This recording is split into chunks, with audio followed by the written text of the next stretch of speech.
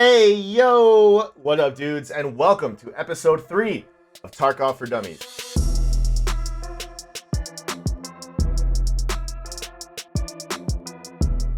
In today's episode, we are focusing on our PMC. Finally!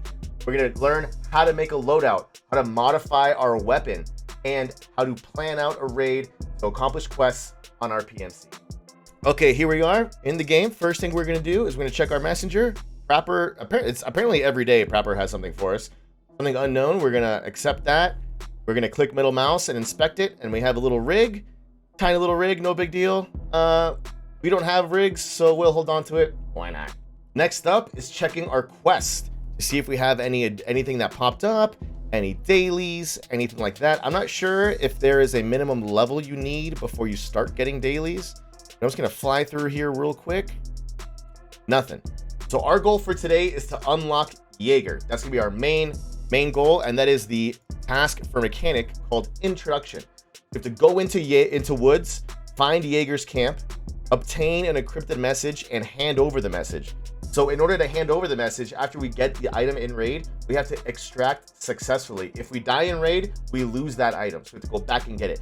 We're gonna go in the woods, we're gonna get that message, we're gonna extract, we're gonna hand it to mechanic, and unlock Jaeger. That's the whole goal for today's episode. Okay, so first things first, we're gonna go into our PMC. Let's get our PMC ready. Let's load out our PMC. Remember, on the right hand side is our stash. We don't take that into raid with us. Everything on the left hand side of the screen here is on our character. It's what we're wearing. It's our loadout. So the first thing we need for our loadout is a gun. We need a gun. I'm not gonna take this AK. I'm gonna take this PP19 because it's worth a little less, and I care a little less about it, I guess. So I'm gonna move my gun over and my magazines. Remember, I can also control click and they just automatically take off my magazines there. And I'm gonna control click these 3 magazines here, and it puts it automatically in my rig. I'm gonna hold Alt and click the PP19, and it equips it to my person. Remember, control click for looting, Alt click for equipping. The other thing, we'll look at my backpack, what we need, food and water. I don't think we'll be in the raid that long. We're just trying to get in and get out. So I'm gonna control click, put these in my stash. Also don't need this ammo. This ammo goes into the AK. And you know that because it's 545 by 39. And my PP19 takes 9 by 19 ammo. Calibers become important. We're going to have an in-depth video about ammo later on. But right now, what we need to know is that our gun is a 9 by 19. If you go down here into the stats, it says caliber 9 by 19 para. That's the ammo that it takes. And if you click on this ammo that we just took out, it's 5 by 5 by 39. So that doesn't go with that gun. Make sure you have the correct ammo for each gun. Another good way to tell if a magazine or an ammo goes with a gun, if I right click my PP19 and I unload it, you see there's no magazine in it now. It says 0 to 0. If I click and drag this magazine that's in my pouch or in my rig, you see how my gun highlights green. That means it is equipable to that weapon. That is able to be equipped. If I do the same with this 6L23 magazine in my stash and I drag it, you see I cannot equip it to this PP19. It says item is incompatible. That's a quick little easy way to know if you can even put something on a gun. So first things, quick and easy. I want my 3 mags. I have my helmet. I have armor. I'm sorry. I want a helmet. I do not have a helmet in my inventory. So I'm gonna go to Ragman. Remember, Ragman's our armor and our clothing. I'm gonna buy this SSH G68 helmet. This is affectionately known as the penis helmet. You could probably imagine why. You know, use your imagination. It's not too hard. But it is our go-to early game helmet. I recommend having one pretty much every raid. They're not that expensive, and it helps you not only protect your head, it has a high ricochet chance. If you double click it, ricochet chance high, meaning a bullet hits you in the helmet and can go ding and come off and not kill you. Very nice. It's not that expensive. And also it helps us in early game to get that money spent with Ragman. Remember, money spent with a trader is one of the things we need to level them up. I am also going to snag a balaclava right here. Covers my face. Sometimes in this game from far away, your face is a little shiny. If I take my balaclava off and I go to overall, you can see my skin is quite bright in the sun. It could be a little shiny, make you easier to see. You put a balaclava on, makes you just a little harder to see. You know, toss one on. It's only like 2,000 rubles, something like that. No big deal. Toss one on. So now we can protect ourselves. We can shoot ourselves. But what happens if we get shot? We have to heal. You see in my pockets, I have what is generally kind of like your go-to base level healing items. An A12 medkit is what's going to actually heal you, like physically. A bandage is if you have bleeds. Painkiller, if you get a broken limb or for some reason get shot in the leg and you can't run, a painkiller will help you run on what is known as a blacked out limb, which means your HP goes to 0. And a splint is to fix broken limbs, arms or legs. What the first thing we're gonna do is I'm gonna take out these painkillers because I'm not a fan of those painkillers. I talked about that in an earlier episode. I'm gonna take one of these tourniquets. Tourniquets stop heavy bleeds. There are 2 different types of bleeds in this game. There's light bleed and heavy bleed. Heavy bleeds can only be fixed by tourniquets. Light bleeds can be fixed by bandages. And this is an army bandage. You can see it has 2 uses. This white bandage, aseptic bandage, is the same thing, just a single use. So we're gonna take the army bandage in just to have 2 uses for it. One little tip for anything in your rig or your pockets, you can hotkey. You can see your hotkey bar down here with numbers on it. So you can assign anything to any number so that you don't have to go into your menu and use an item. You can just hit that number, quick key. So the way I like to do this is I'll go 4, 5, 6, 7, right across, right across. Assign it to any number you want. What's closest, you can mix and match them. You can go all the way up to 0. 1, 2, and 3 are taken by your guns. 1, 2, and 3 for your pistol. So I go 4 through 7, 4 through 8, whatever, depending what healing items you have. And anything in your rig or your pockets, you can assign to your hotkey. The only other thing I'm going to look at is you can see our alpha pouch down here that we talked about in episode 1 is our safe place. No matter what we put in there, it's going to be safe. I've got nothing in here, so I'm going to take some backup medication items. You want to save your pouch for the things that are worth the most. So one thing I like to put down here is this painkiller. This Vaseline is a painkiller. You can see it removes pain for 300 seconds, whereas those analgin pills are only 80 seconds.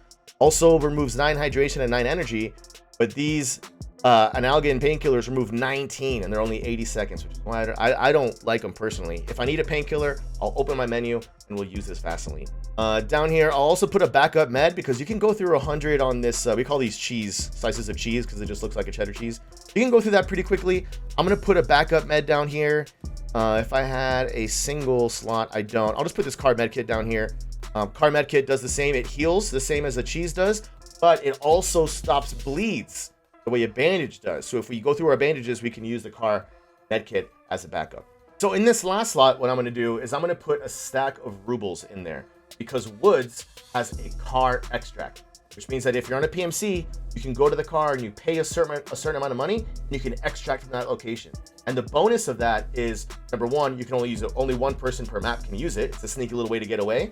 But also using the scav extract, if you remember from episode 2, boosts your scav karma, which is nice to have. Depending on the side of the map that you spawn, could be the fastest way out, could be the car. So I'm going to take a stack of 5,001 rubles and put it in there to pay for the car. Sometimes there's a bug where if you pay the car the exact amount, it might not do it. So just take a couple extra rubles just in case. No harm, no foul. We're basically set up here. Our characters are ready to go. The only thing I want is, I'm not a big fan of iron sights. Early on in the game, you can go in like this and get used to the iron sights on a gun. I'm not a big fan of iron sights. I like to put a little sight on there, a little red dot or something, just to make my life easier. So the question is, how do we modify a gun? Full modification of a gun is going to be a separate video because you unlock full modification once you unlock the workbench in your hideout. For now, we have to do it manually. So we're going to right click on our gun and we're going to use down here called linked search. Early on, linked search is your best friend for modding a weapon because linked search is going to show you all of the things that you can put on this weapon that are compatible. Now, when you unlock the flea market, you'll get literally everything. For now, we can only get what traders have available to us. So the only thing I'm looking for right now is a sight. So on the left-hand side here, I'm gonna go to weapon parts and mods. I'm looking for a function. You can go, unlock all of these and see where everything is because it's not always intuitive where things are. For example, magazines are gear mods, not functional mods. Even though you might think a magazine is to make the gun function, it's a gear mod because you can't operate the gun without a magazine. So it's a little wonky. I'd say just open up all these menus and you can see everything that you can buy for it. We want a sight up here under functional mods. So we'll open up sights and you can see we have 3 options, optics and collimators. I always forget which one's which, so I just open them both and see what we have available to us. So optics, you can see they're all scopes, 4x24. That's a magnification on a scope. We don't want a scope on this gun, PP19. A 9mm round is not super great for a long range fight, so we don't want optics. So here we can see all the collimators available to us, but actually this one and this one are not available to us. We haven't discovered them yet and we can't buy them yet. So we really only have the Obzor or the EKP. EKP is a favorite of mine. This is the one we're going to go with But if you're not sure which one do you want to go with, you can double click on it, see what it looks like, get an idea of the ergonomics and what like the vibe is, and you can kind of see what the red dot looks like in the corner there if you like jiggle it in the right way. But this is the one we're gonna go with. That's the one I recommend for most beginners. Just snag a Cobra and you click it and you see that our gun is green, means we can slide it right on there, easy peasy. That's a sight, and that's all I want. This gun is good to go. Now you notice when we link search, there's a lot of other things you can do with this gun. I don't recommend going too crazy too early. For example, like there's no need to try and suppress it. We can't even unlock these things right now, but there's no real need to do anything too crazy. Slap a sight on it and you're good to go. And again, we will get into gun modding in a separate video more specifically once we unlock the workbench and you can see everything that you can do to a gun. It gets very complicated very fast. Keep it simple, in my opinion. All right, our gun's good to go. Equip that, and our character is ready for a raid. So we're going to go into the woods map, and if you remember our wiki, you're going to say EFT wiki woods. Click on the first link, and we're going to look at a map here real quick. This is woods. Woods is a very large map. Our goal is to get to this little dot right here that says Jaeger's stash, or Jaeger's task, I should say. That's where his, and I'll zoom in right here. You can see, this little airplane, it's right here. That's where we need to go to get the item. We can spawn like over here or way over here.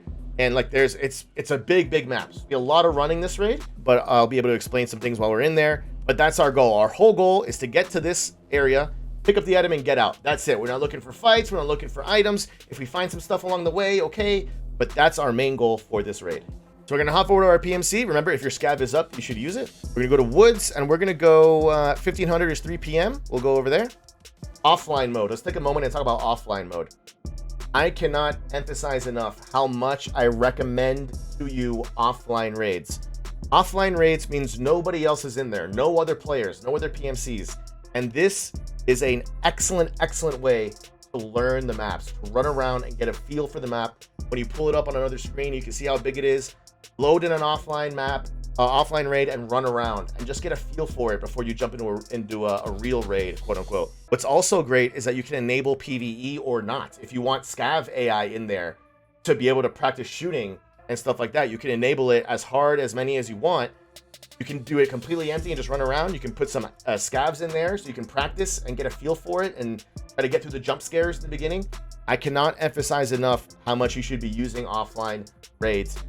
Before your first PMC raid, pull up the map of wherever you're going. If it's woods, pull up woods, jump in an offline raid and run around and get a feel for where you're going and where you are.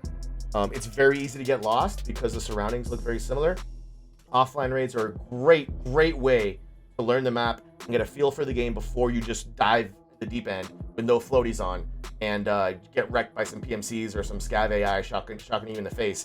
Go offline. And the good thing about offline is even though you're on your PMC, you don't risk any of your gear. If you die offline, everything's reset. You also don't keep any experience or any items that you loot. It's just like nothing happened, but it's great practice. All right, so we're not doing offline, we're doing a real raid. And here's insurance.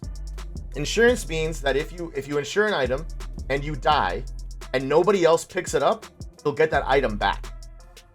Which, depending who you ask and depending on your gear, is worth it or not worth it.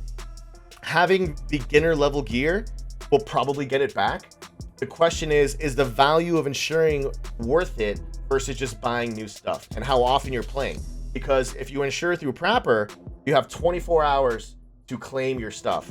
If you insure through Therapist, I think you get a week or a few days to before you have to claim it, before you lose it. 'Cause if you don't claim it, you lose it.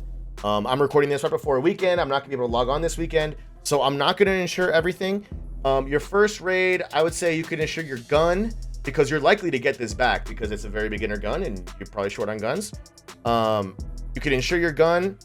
Everything else, this armor is not too expensive. If you're very, very likely to get it back. But I mean, maybe your helmet. But early on, you're going to be spending money with Ragman anyway. So if you'd like to, I would say if anything, your gun and your helmet, and that's it. But don't feel obligated. As we build up more money, it's a little bit less of a deal to spend the money on insurance. Here, if I was going to be logging in tomorrow or over the weekend, I would insure my gun, and that's it. That's what I personally would do. Feel free to insure your helmet. These helmets retain their value pretty well. The P.A.C.As, probably not. but that's just my suggestion. Unfortunately, I will not be here this weekend. This is my last recording for a few days, so I'm not going to insure it because I know I'll lose it unless I insure through Therapist. You know what? Let's do that because I'll have a week. I'll insure my gun through Therapist. You can see it cost me $6,800 to insure the gun and the sight and everything on it. Let's just insure that through Therapist. If you're going to be logging in within a day, insure through Prapper because it's cheaper as well. And then here we go. Okay, here we go. After the loading screen, we get our deploy phase, 20-second long deploy, and we're getting to drop into woods. The first thing we do is get our bearings and figure out where the hell we are. If there's a house right here, I know where I am. There's a house right here. Okay, so we are near Scav House. We will look at the map after the raid and show you guys where we're at. You can see I immediately press Shift, and I'm just running along the wall. Woods is a sniper's favorite map. We obviously do not have a sniper rifle. So we are trying to move nice and quick. You see that green smoke right there? That is a ZB14 extract.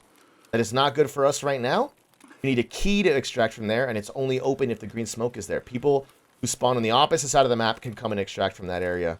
We cannot. You can see I'm keeping my head on a swivel. Players can spawn on that side. The map will also show you where the potential spawns are. So as I'm sprinting, you can see in the bottom left, my green bar is... actually, I'm going to move my camera so you can see more of it. That whole bar, there you go. My green bar is my stamina, my leg stamina. So as I sprint and as I run, that bar is going to go down and get depleted, and you need to stop running and walk to regenerate it. One thing I'd recommend is don't let your stamina bar get too low early on, because if you get shot in the leg, it takes away some of your stamina. So you don't want to be running down to 0 stamina and get shot in the leg, and then you're dead in the water. You're a duck in the water. So these are lootable weapon boxes. I'm going to press F and search it just to look for stuff. You don't want to be dead in the water, so I recommend leaving a little bit. Remember, control click to quick loot. I'm not going to use that, so I'm going to hit delete and just drop it. Leave yourself a little bit of stamina, so in case you start taking fire, you have a little bit of leeway to keep running and find cover. As I'm running, I'm going to be weaving in between trees and bushes, leaving some obstruction in people's view. I'm also going to try to stick to the shadows of these trees. It's a little harder to track your character through shadow than it is through sun. It's not like super apparent. It's not like super necessary. There's a scav over there. I'm going to ignore him because I don't want to give away my position unless he shoots at me. You can see his shadow over there, that guy. That's a scav. I kind of don't care about him, so I'm going to leave him. I don't want people to know where I am. Picking a shot will get you a kill, but it's also a surefire way of telling everybody where you are in the map. Keeping my head on a swivel. Another way to keep your head on a swivel is while you're moving, if you hold down your middle mouse button, you can free look. So if I'm sprinting here, I'm sprinting straight, I'm going to hold down my middle mouse button, look to the right, I can look to the left, and I stay running straight. It's a good way to keep your head on a swivel, keep an eye on your surroundings, while remaining moving. One other thing I'm going to do is, you can see ADS is just on click on right mouse button, but you can cycle through the different red dots on a sight. And it's complete personal preference. Against holding down the middle mouse to look around. And I'm trying to get in the safety of this mountain. Now, there's a sniper scav that hangs out, that guy right there. I'm not going to shoot him. Again, I have 9mm. Not great for long range. I could make that kill right now, but I'm going to keep him up because he's kind of like a lookout for me. If I hear him taking shots, I know that there's going to be players nearby. That's on my alt, but okay. If you click it, you see you can scroll through all these different things. It's on my alt for some reason. I don't know. Something might be a little buggy. I like the little triangle. That's just complete personal preference. You can do whatever you like. V pulls out our melee weapon. That was a mistake. Because I am also getting used to these buttons, as we discussed earlier. And I'm working my way towards the Jaeger camp. Again, free look. So that guy yelling, that could be the sniper scav above me. When they scream in Russian like that, it is typically a scav. One other thing I'm going to do is this gun can be shot as semi-auto or full auto, and many guns in the game have that capability. Single fire, semi-auto, or full auto. You can change that by hitting B, as in boy. And you can see on the bottom right, it changed to full auto. If I hit it again, I can go to single fire. I want it on full auto. You can check it by hitting... Oh, that's the wrong... Yeah, all my alts and controls are backwards, so ignore that. It's alt Alt B is supposed to check it without switching it. I mean, that should be like one of the first things you do in a raid is check your fire rate. And that's a good way to do it. I lost control of... There's the plane's over there, so I went a little too far to the left. I orient myself from the plane to find Jaeger's it's a hunting lookout, I guess. It's over here somewhere. There it is. You see that little shack right there? That's Jaeger's shack. As we saw on the map. And you can see when you get your stamina in the red, your character starts heavy breathing like that. That's how you know you're there. So we're going to crouch. The item is right under this log somewhere. There it is. Little note. We're going to take that with the F button. And now we have our item, and we're going to look to extract.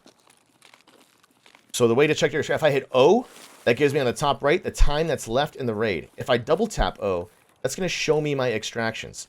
So I can go Factory Gate, RUAF, ZB16, UN Roadblock, Bridge, or UN Northern UN Roadblock. On the wiki or Woods, it will explain all the extracts and how to use them. Not all of them are always open. For example, we saw the green smoke on ZB14.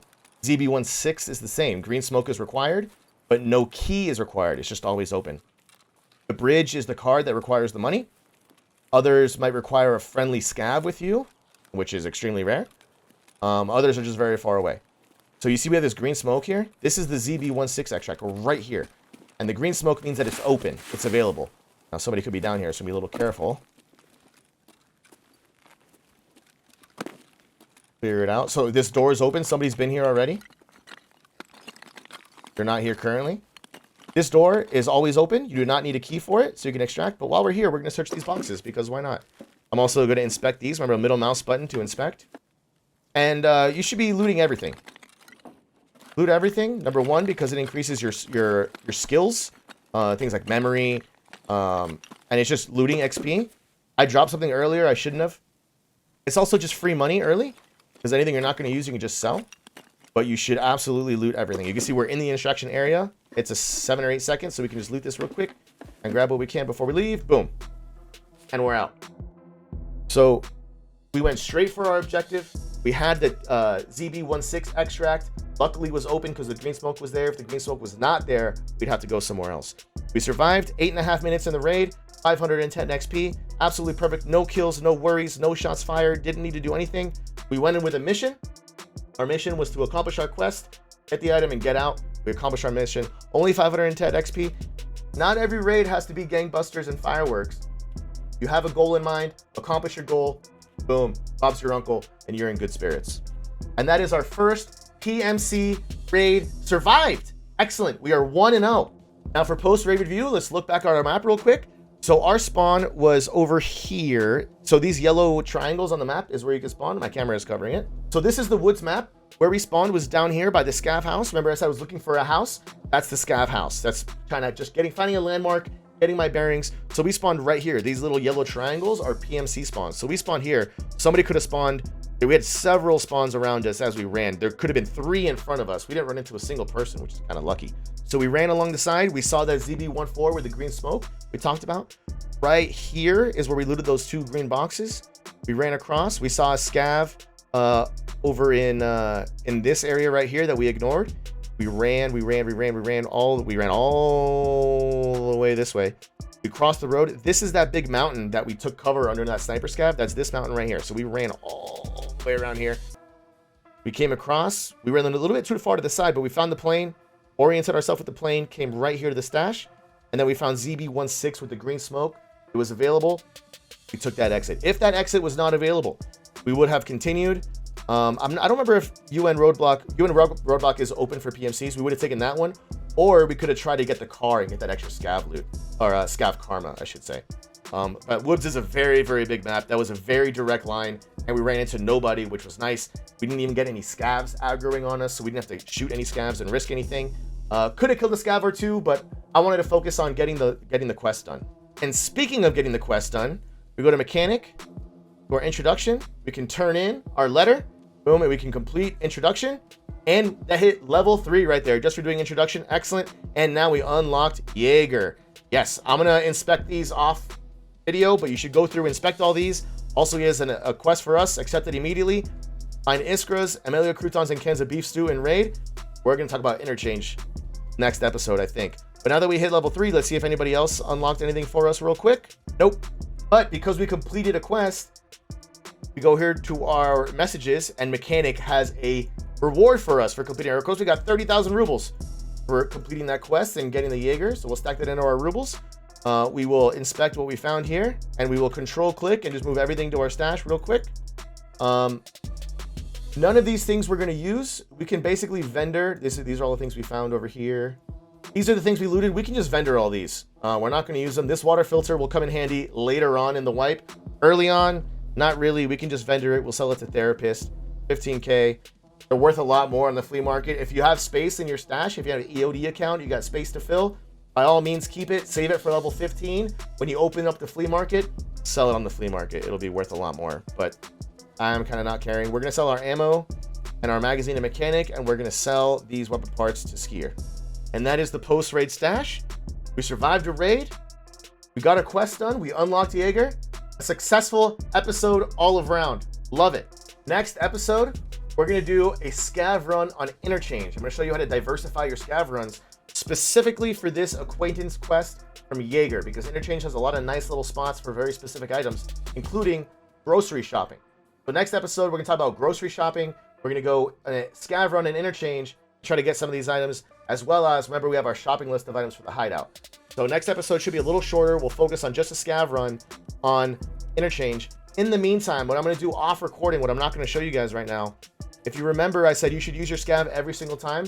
I'm going to do some scav runs whenever I can off episode. I won't sell anything, and I won't do anything crazy. I will show you everything that we get from the scav runs.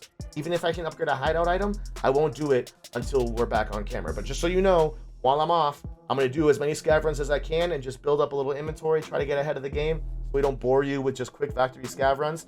But next episode that we record, we're going to do that interchange run and show you how to grocery shop.